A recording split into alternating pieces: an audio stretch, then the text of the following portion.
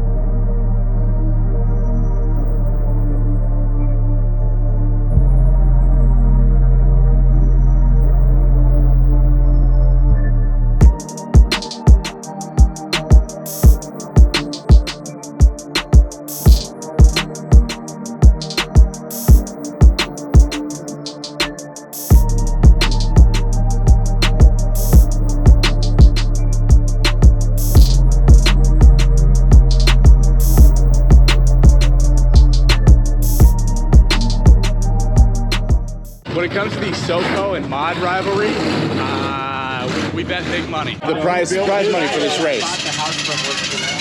There it is. $2 whole.